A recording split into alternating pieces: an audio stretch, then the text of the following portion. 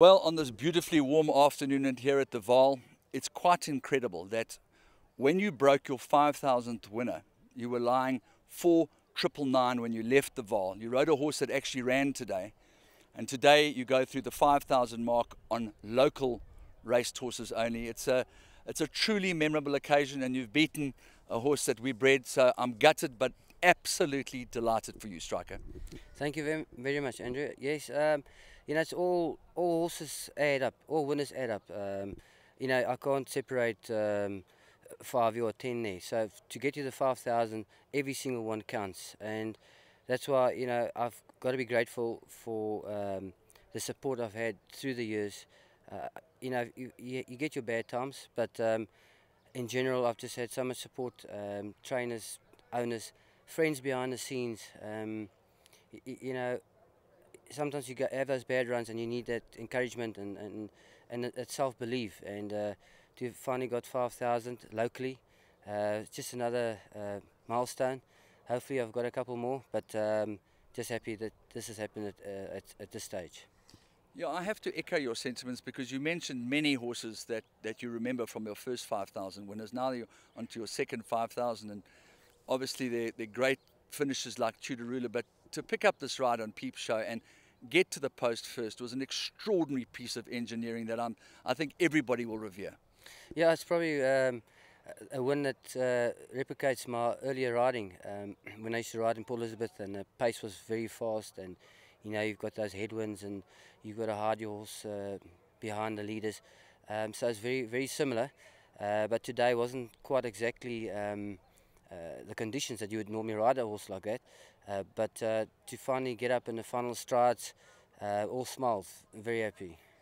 You know, they say as a professional interviewer, you should never bring personal issues into an interview that has got to do with greatness. But my mother-in-law likes to have the milk money on the horse that she bred, Quinta, and we really honestly believe that the only danger in the race was possibly Anthony Del Pesce. The fact that you picked up the ride, whether he would have been able to get there, nobody will ever know. The fact of the matter is that you got your 5,000th and second winner on this filly called Peep Show.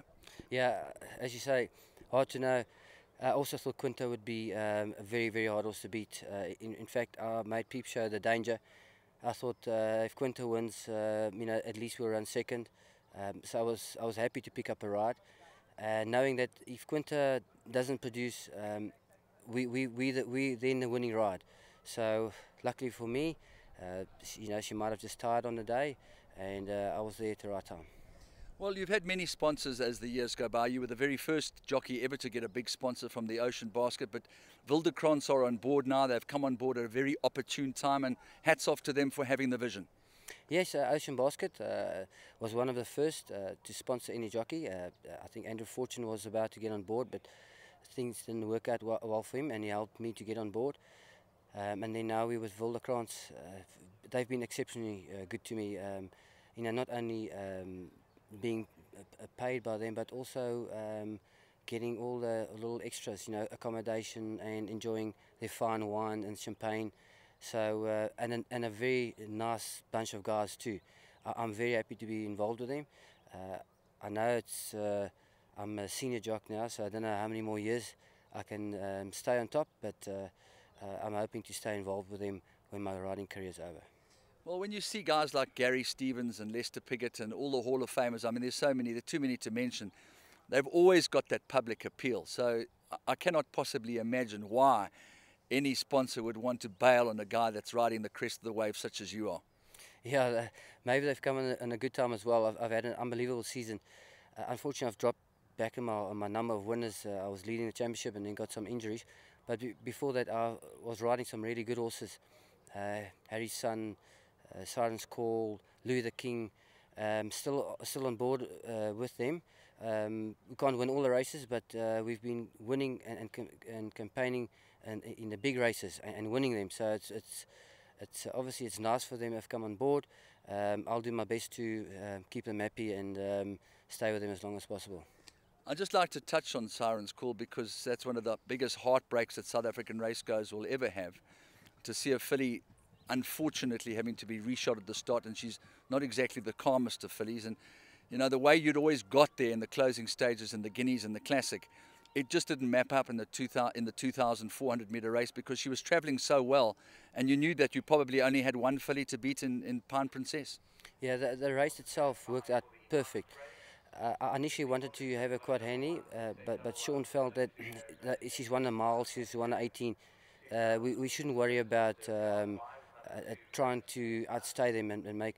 And the pace they went, I was very happy when Sean gave me those instructions in hindsight, because they went very fast. Obviously, the cock filly went.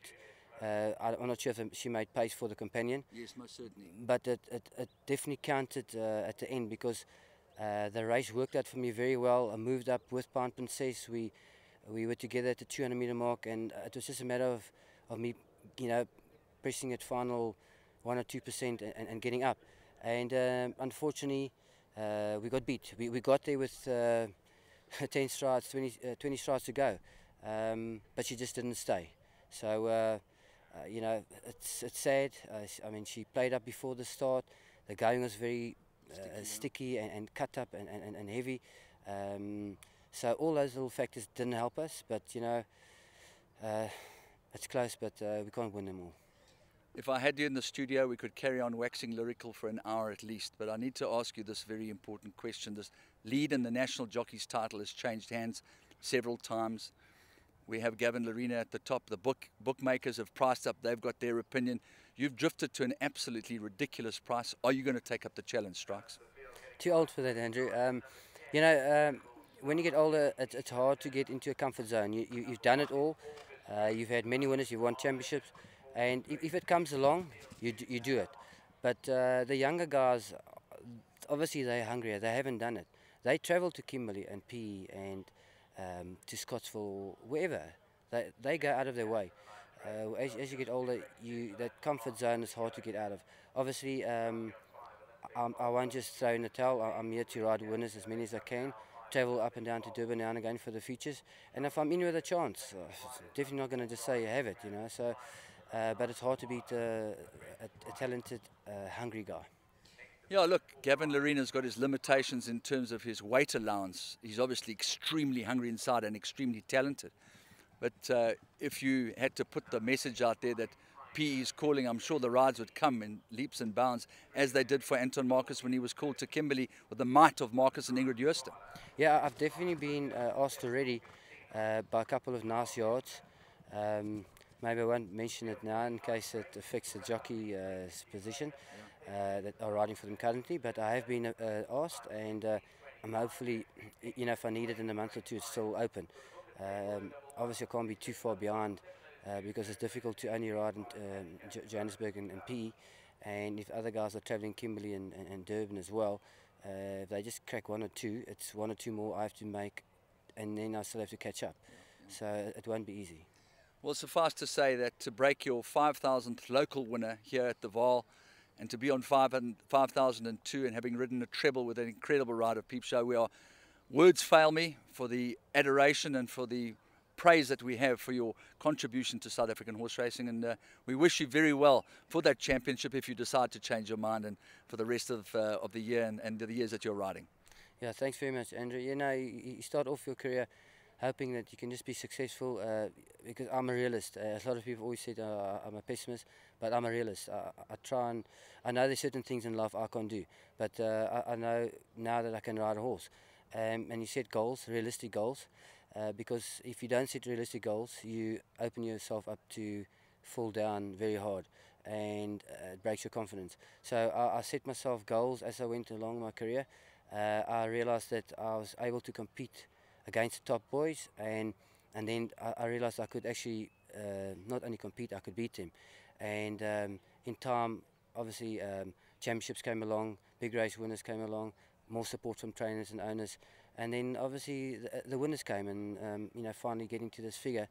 But as I said, it started small, and then self-belief and just plugging away. Well, you might think you're a realist. I know that you're not a pessimist, but I think you underestimate yourself, and I have the last word. Thanks. Cheers.